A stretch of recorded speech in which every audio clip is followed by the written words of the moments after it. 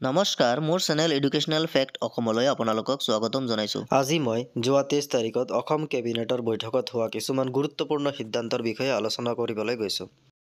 সেই গুৰুত্বপূৰ্ণ সিদ্ধান্তসমূহ হৈছে অসম চৰকাৰৰ অধীনত কৰ্মৰত বিভিন্ন বিষয়া কৰ্মচাৰীৰ বিৰুদ্ধে কঠোৰ ব্যৱস্থা।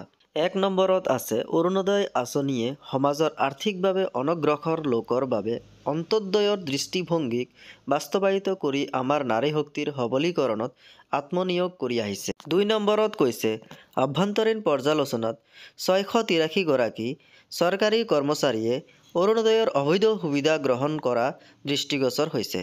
3 নম্বৰত কৈছে অবৈধভাৱে অৰুণোদয়ৰ সুবিধা লোৱাৰ বাবে 683 গৰাকী কৰ্মচাৰীক বিভাগীয় তদন্ত আৰম্ভ কৰা আৰু কাৰণ দৰ্শোৱাৰ জাননী জাৰি কৰাত কেবিনেটে অনুমোদন জনাইছে।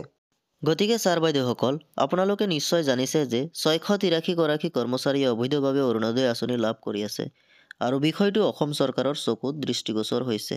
সেইবাবে যোৱা 23 ডিচেম্বৰত হৈ যোৱা অসম কেবিনেটত অবৈধভাৱে অৰুণোদয়ৰ সুবিধা লোৱাৰ বাবে 683 গৰাকী চৰকাৰী কৰ্মচাৰীক বিভাগীয় তদন্ত আৰম্ভ কৰা আৰু কাৰণ দৰ্শোৱাত জাননী প্ৰকাশ কৰাত কেবিনেটে অনুমোদন জনাইছে।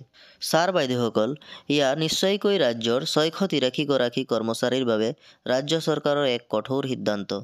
গতিকে বিভিন্ন চৰকাৰী বিষয়াসকল আগন্তুক দিনত এনেধৰণৰ আৰু বহুতো গুৰুত্বপূৰ্ণ বাতৰিবোৰ পাবলৈ আমাৰ চেনেলটো ছাবস্ক্ৰাইব কৰিব আৰু কাষতে থকা বেল আইকনটো ক্লিক কৰিব আৰু ভিডিঅ'টো চাই ভাল লাগিলে লাইক আৰু শ্বেয়াৰ কৰিব নাপাহৰিব।